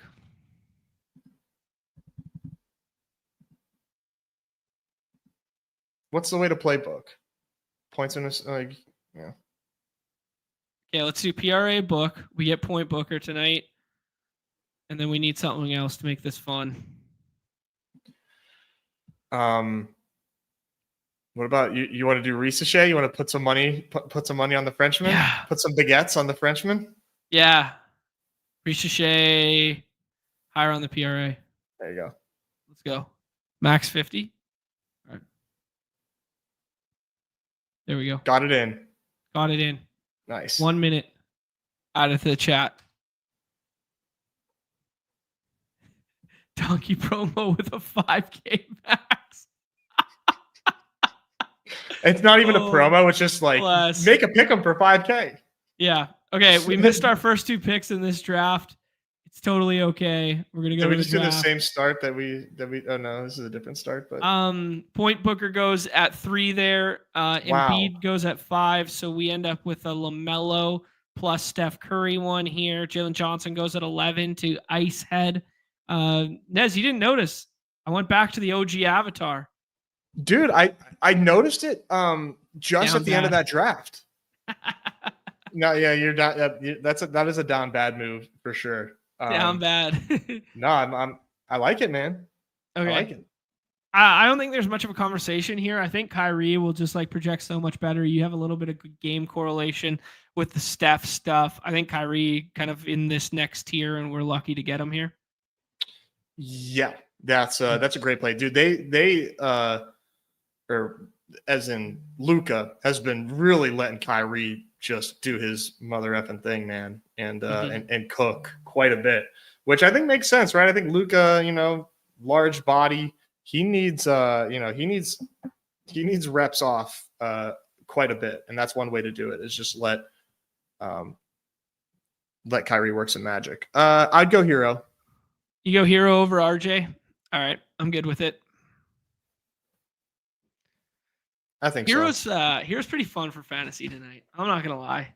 Oh, dude, he's super fun. This is a good spot against Detroit and no Jimmy. Oh yeah, and just get cooked on one side of the floor and then just cook from 3 on the other side. Holy fuck, that is some Y League basketball that I can subscribe to, baby. It's what we deserve.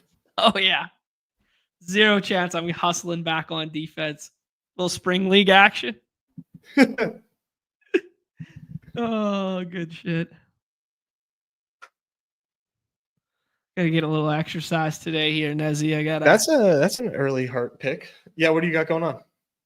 Oh, I'll go play some puck but just 5 days off of we were doing exercise related things, a little bit of surf, a little bit of that sort of stuff. I was moving. Yeah, like I'm hitting my steps and stuff, but we're just walking kind of like infinite beaches and that sort of thing. But we're also consuming a couple wobblies the whole time, so. Hey, yeah. Got to get back in the gym today. Here's the Gobert decision. We could do the Tobias one that everybody in the chat seems to love. Jakob Poeltl spelling his name 5 different ways nowadays. How about John Collins? What do you like? Good, do Collins, yeah. All right. And the 5th seems like a fair market value. Yeah, we saw some ceiling games for Collins before when he was playing like kind of all those 5 minutes, and then all of a sudden Walker Kessler and him played together, and Lauri Markkanen came back, and then he was just kind of like a rotationary backup 5 to Kessler and wasn't starting again. OG available here if we want to buy minutes. Goga if we want to buy some ceiling. Mm-hmm. Tyus if we think the handling role is there and the minutes are there, or IQ. I like IQ, dude. All right, IQ it is. Today's IQ in the 6th round is IQ, according to Nez. I respect it. Do you have any cheeky ideas on, drafting a non? There you go. Are you in here, George W. Bush? JWB, baby. JWB. Finally a man with some goddamn conviction, some takes out here, someone willing to scroll. This is what the community is built upon. Quality players like GWB. That's hilarious. Love it.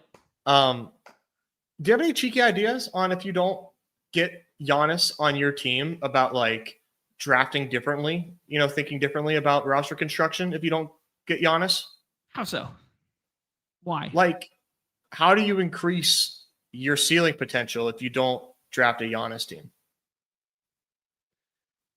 I think I'm searching for ceiling for every single lineup I build anyways. So even when I'm hand building and I get Giannis, like I'm not like you NBA, like I could understand it a little bit more in like football if there was like a Christian McCaffrey pace up game without Debo and he's projecting for 25 and the next closest running back is like 18. Like I think I could understand that starker than like just giving Giannis 80 fantasy points right now and treating Giannis like we know we're going to get the SGA performance of yesterday. Yeah. That's true. We don't know. We don't know what will come of it. I think, this slate's going to get drafted either way. So I just think it's just like that we should talk. The projection is really strong. And, I just think the difference between that example in NFL and NBA is like the projections are better so much in stronger. NBA. Yeah. So we know likely from a jump, there's a strong possibility that Giannis is the number one scorer on the slate. If not, it's Luka, and then, similar problem. Mm-hmm. On top of that, can you pull up the draft board here? Yeah. The 2-3 turn, super strong. Super, super strong. Cade, especially if Tatum doesn't go. If Tatum doesn't go, boy, oh boy. So 2-3 turn on top of it is strong. So you want to talk about going the other way in that 3v3, you compare your 3v3 at the 1-2-3 to the 1-2-3 to the Jason Tatum team, the 1-2 turn to the 3 turn. It's a bit of a difference there. So projection wise, it's just going to look way different. I was getting to the idea of, maybe a little more game stacking, potentially trying to capture maybe not an overtime game, but just a game that exceeds its total and its projection. Everybody runs hot as a way to try to get over the hump if Exodia Giannis does come to fruition. I respect it. I don't think you're wrong in thinking that way. Mm-hmm. I do understand what you're saying, that it's going to be hard to beat the Giannis teams tonight on paper. So exactly. How do 100% keyword on paper, right? Yeah. I like what Magikarp said in the chat. I mean, this is pretty funny. But if I don't get Giannis, I'd like to get Luka. Wow. That's the most Nick comment I've ever seen in my life. I think one of the nice ways to encapsulate ceiling is trying to make Tatum fall, because that's another way to build a super team. Like I have a couple Embiid Tatum teams. I have a couple Booker Tatum teams, stuff like that. Mm-hmm. That would be another way, because if you go the 3v3s of like Tatum Booker versus like Giannis, Cade, Jalen. So I do Tatum, Booker, RJ Barrett or something like that. I could see that being a separator and being what you need to get home. But yeah, I know what you mean, because Giannis is so Stark heavy on this end, and there's nothing from like a value standpoint from rounds 5 and 6 that stand out exponentially better than a hypothetical round 8 right now. Yeah. No, it's definitely something to think through for sure. Yeah. I think it's worth, it's overthinking. I think it's worth overthinking. Yeah, no, for sure. Yeah. It's part of the game theory of the puzzle we're trying to solve. Absolutely. Nez, we finished this one with LaMelo, Stephen Curry again, Kyrie Irving, Tyler Hero, John Collins, and Emmanuel Quickly. You want to talk about matching ceilings? Yeah. Were we able to match the Giannis ceiling with this build? I think we're competing, man. I think we're David amongst the Goliaths. Mm-hmm. Yeah. Embiid Booker teams. Woo! Those were available earlier in the day before Booker started pushing up, before people realized KD was out. Yeah. Yeah. That being said, man, they got so many point guards on that team there. They're like the rich man's version of Utah. I don't know which guard is going to be bringing the ball up the court. Yeah, I thought, saw some talk, Point Booker, he's back, but like, Tyus Jones is still there. So yeah, I don't know. I mean, not that usage doesn't open up for Booker, but yeah, I don't know about the Point Booker thesis per se. Yeah, I respect it, dude. So much tonight will hinge upon Jason Tatum playing basketball, because if I mean, I know your percentages want Jason Tatum to play basketball. The combos really want Jason Tatum to play basketball, because I don't want to be fighting against Giannis, Jaylen Brown teams all night. Yeah, I just think, if you don't think Jason Tatum's going to play, you should be hedging in pick'ems for the Celtics. Okay. Because they're all there. They're all Yes. there. And they are all projected as though, they're all projected as though Tatum is playing. So you can take advantage, because that changes a lot. Okay, cool. Done with the NBA segment of the show. I'll be sure to get at least 100 in tonight in the main contest there. Probably do the $100 as well there. Nez is doing the Lord's work and already has like 150 down the hatch somehow. Truly sick. We got one more spot in the Dawg Bowl, the first Dawg Bowl of the week, the first look. Tomorrow, I think we'll do a 50-50 show. I think we will do hoops to start, hopefully with Rinpack when I message him back here. Try and do something like that, but do an hour of hoops for the Wednesday slate there, a little hump day hoops. And then we will do the definitive NFL preview tomorrow. Thursday will be a paywall stream. It will be Primetime Palooza coupled with the hoop slate that is on there. And then on Friday, we will do Off and On the Clock with Pete at 2:30 p.m. Eastern. That's kind of the lay of the land for the week there. And then we have a very special announcement coming next week. By the looks of it, going to be Tuesday, something new that we are going to try and incorporate and do for hoops going forward. So you guys aren't going to want to miss that one. That's going to be a lot of fun. We'll probably just leave it at that for now there, Ness. Yeah, that'll be a 3:00 Eastern show, by the way. So okay. an hour delayed on Slight amendment. Yeah. All right, cool. For now, we got like 200 of us hanging out. Hit that like, hit that subscribe, that notification bell, all that fun stuff. We are out here most days at 2 p.m. Eastern, but you can follow along on our Twitter and or our Discord for any potential changes and that sort of thing. This is my very first Dawg Bowl of the week. So I have no idea what the F is going on in these things. Nez, do you know what's going on thus far? Sort of. Okay. I mean, it's always interesting when these open and we just saw a Monday night game, and so you kind of get some interesting values. Nothing like really happened noteworthy in that Monday night game to cause much difference, other than like Puka's ADP, I think right now, as I'm at the back end of the first, waiting to make my pick. I think Puka's ADP is going to probably take the biggest adjustment relative to draft capital over the week. Okay. In a closing line fashion, or in a okay, cool. Yeah, he's a second round pick right now, and that just won't hold. All right. Got 14 targets last game. Didn't punch anybody this time. So SJ Wiles in here. Shout out to him. Took one down last week, tagged us in it, but I haven't done a show since. I think it might have been Thursday or something like that last week. But I did see a takedown there. Patrick Barnes YouTube. Gotta go watch Patrick Barnes YouTube. Seems to be in every football draft nowadays there. Our guy Nick's hanging out. John Carrick, last year's winner, hanging out. Crash Rich, who is always be drafting, in here as well. Say what up if I missed your screen name in there and you happen to be hanging out. Ooh, we got some fantasy point projections up in the Pick'em lobby. I always love cross-referencing those. But yeah, we're on NFL. Sorry, I just had to.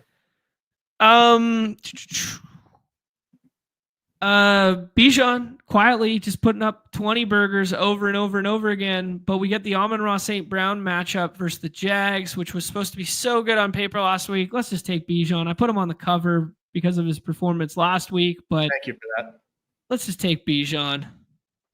Yeah, just take Bijan, brother. Yeah. It's the Broncos are like a good team. They're favored in this matchup, but I think we are seeing an evolution of Bijan usage right now for the Falcons that makes him one of the best running backs for fantasy week over week right now. Yep, agree with you there, Nez. Alvin Kamara didn't live up to the expectations last weekend there when so many people were out. Olave was out. Obviously, they're decimated at the wide receiver position, but then they were also missing, Jamal Williams and stuff of this magnitude.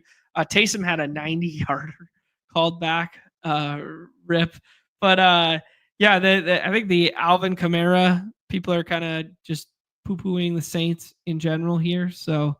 This is a pretty loaded front end of draft boards. It's a loaded week, man. I will say teams, for the most part, all feel pretty good. Okay. Checks out to me, man. I haven't been drafting, so we'll see what I think here. Got you covered. Tomorrow.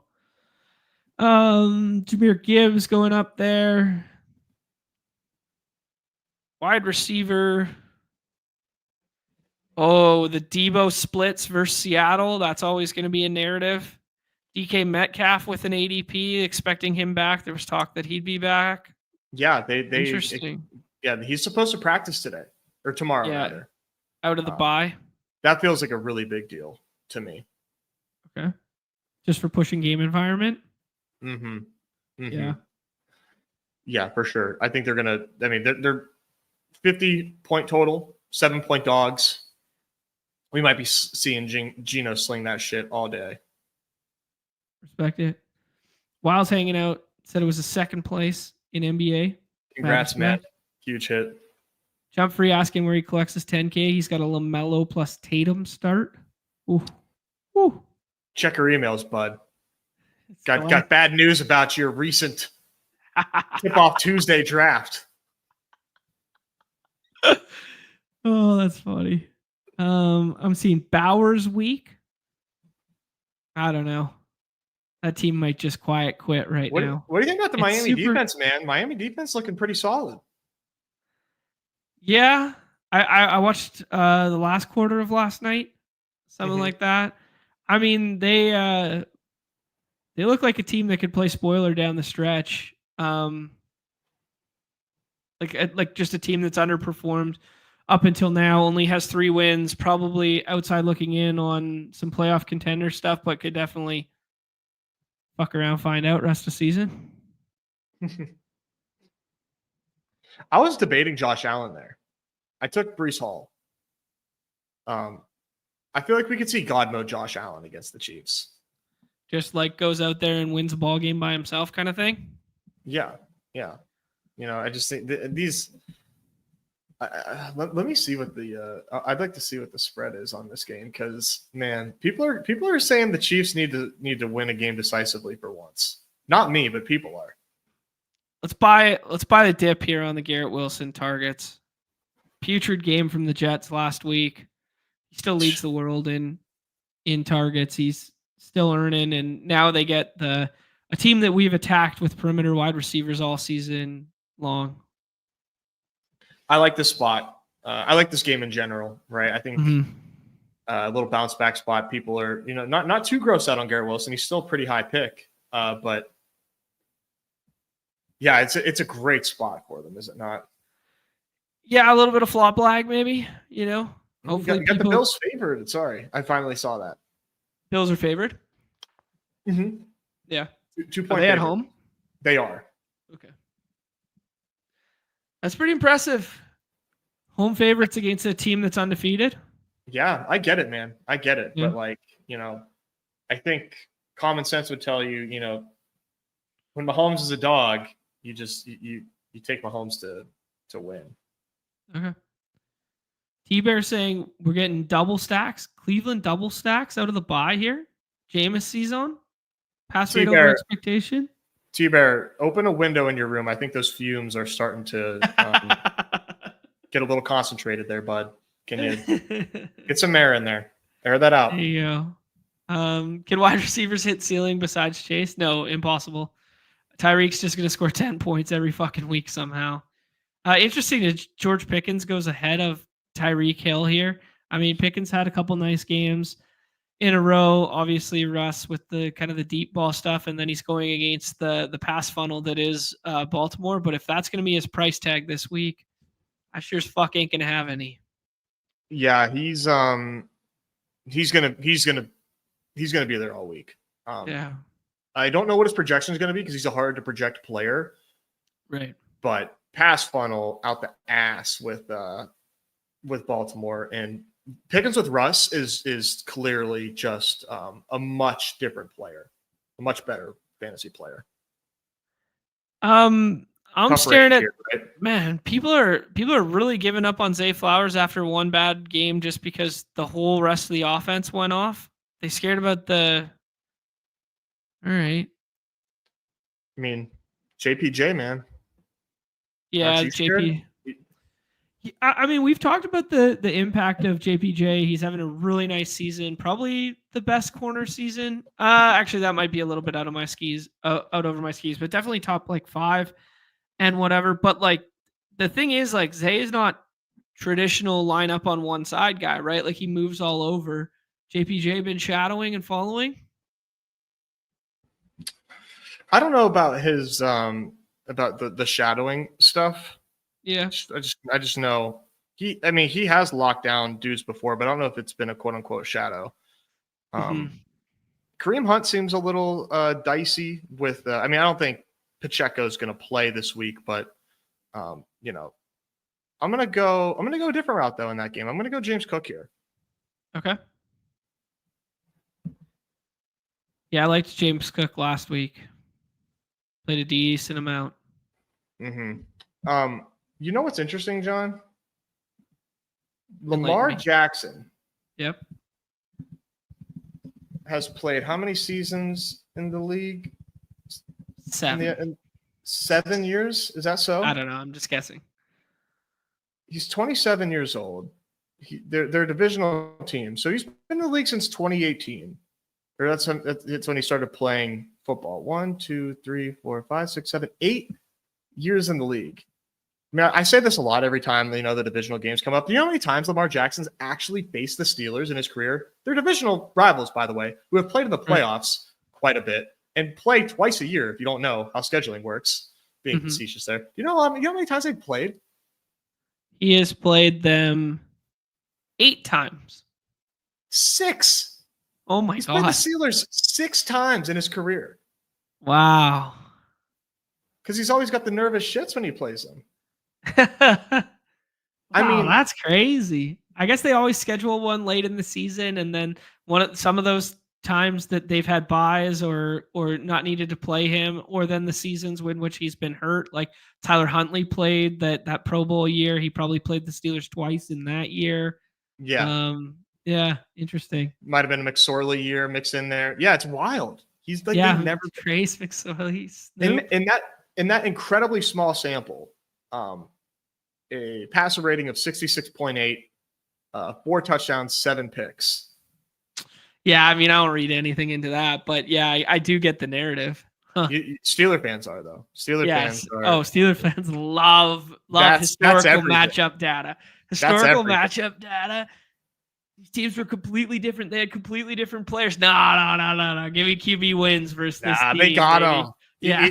He's never seen anybody like TJ Watt before.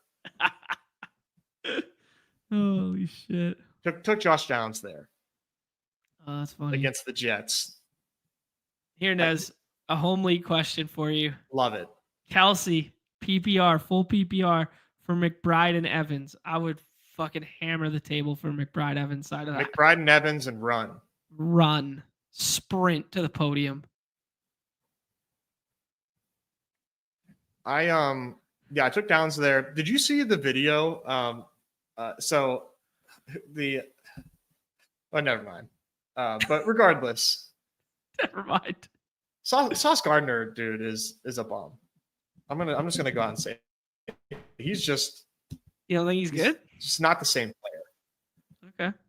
Dude, he took his attention online to golfing and voicing opinion about like true, yeah. Twitter rage bait, and all of a sudden became a bad cornerback. And he got absolutely manhandled, alphaed on by Mick Gronk last game too. I mean, the Jets are just a team one of my favorite pet teams to attack. Yeah, I mean, we cited last week how they've become a little bit more of a run funnel than a pass one, but then as you're saying here, that they've been able to be thrown on as well. So, yeah.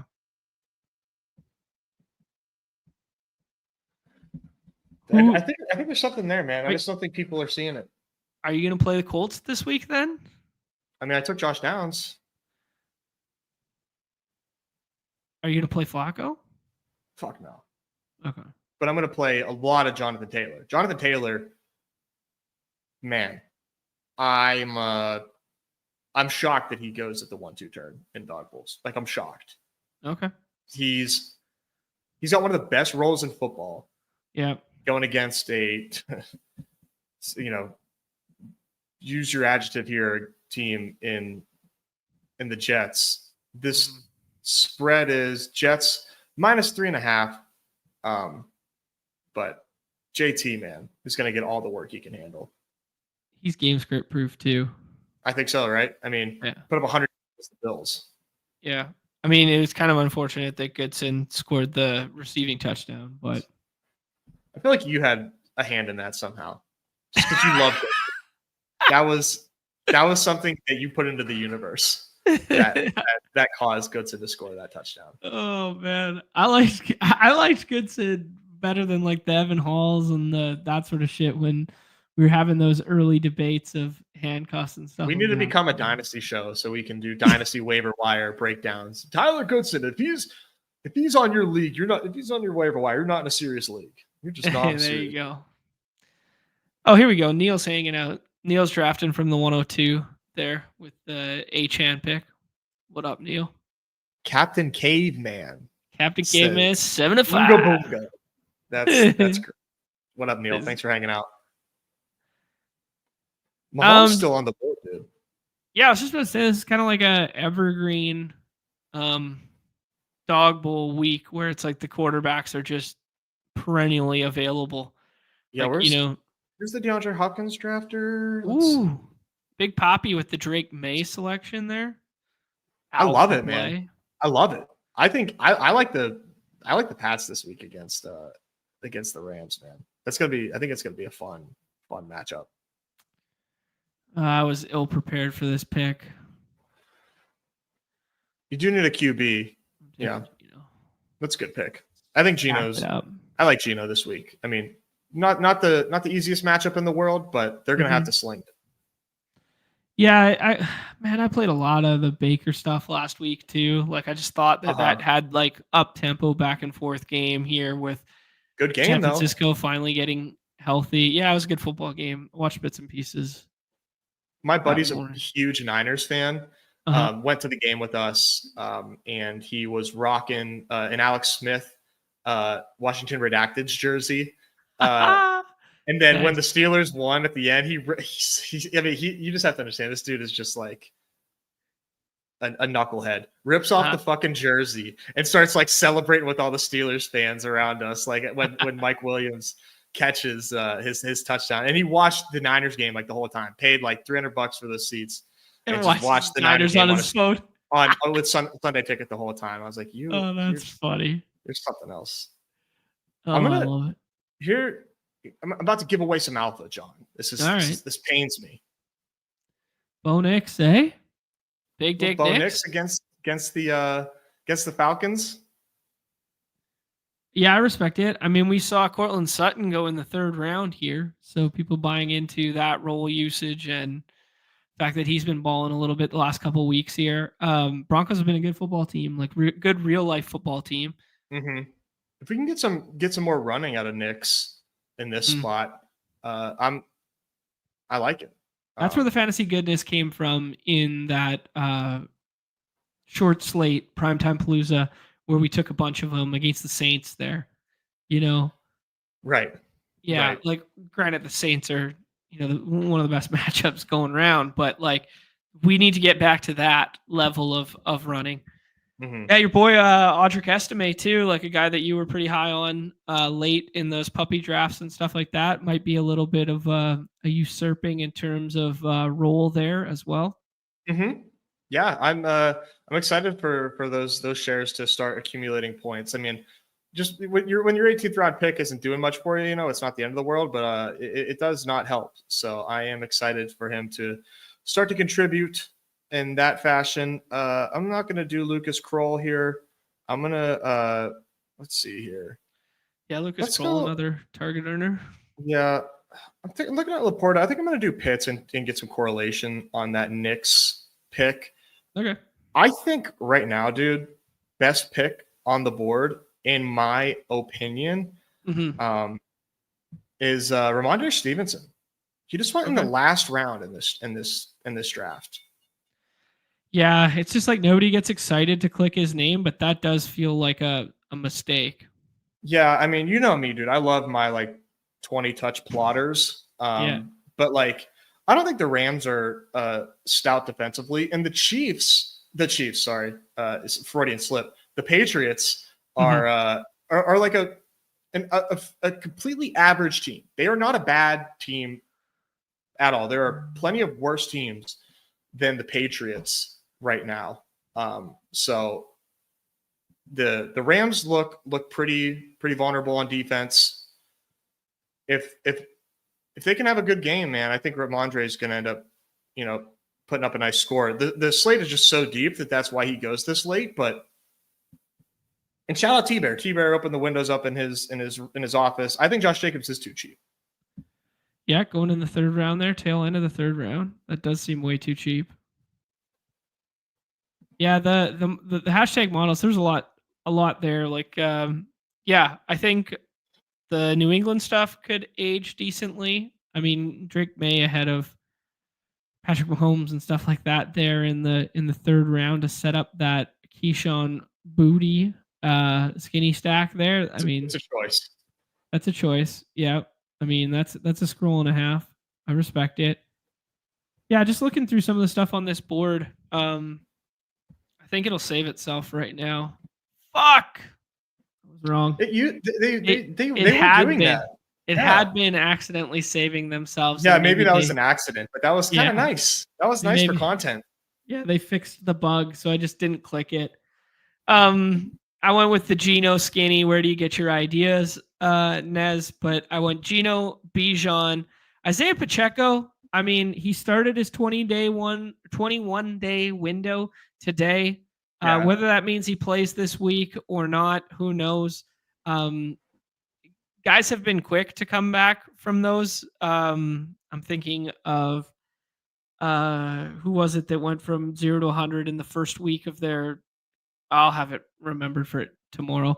But if not, we could find a swap there. Buying into the DK Metcalf being back, a little flop lag on Garrett Wilson there, and then Taysom Hill, who, if that 90-yarder doesn't get called back, would look like an absolute smash yet again this week. These are playing the plays, I guess. Played the hits. It's a good team.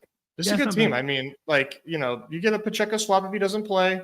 And if he does play, I mean, like, you got to imagine the role is going to be good enough, right? Yeah. So I like it, and all the other pieces, man. Like, it's just the Pacheco one. It's just like, you never know. But like these other picks are good, man. It's a very deep week. Yeah.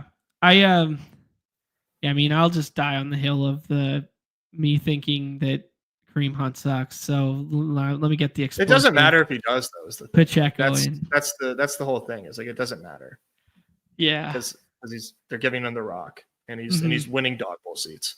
This is interesting here. I just while we're on in the conversation, check out the same injury as Pollard and Andrews. It was surgery, man. Yeah, tightrope surgery. Yeah, so you got to ask the tightrope expert Liam on that one. He'll give you the take. Okay. I'd like to recap my Dawg Bowl before we head out. Let's hear it. Little Bo Nix, Nakey Bo Nix.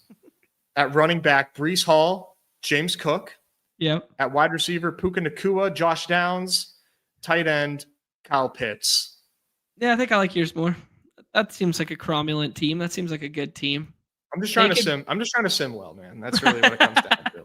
Well, if you're trying to sim well, Naked Bo Nix is probably going to be in that camp because he's not going to look great, but he's going to sim well. That's the truth. Oh man, fun one there.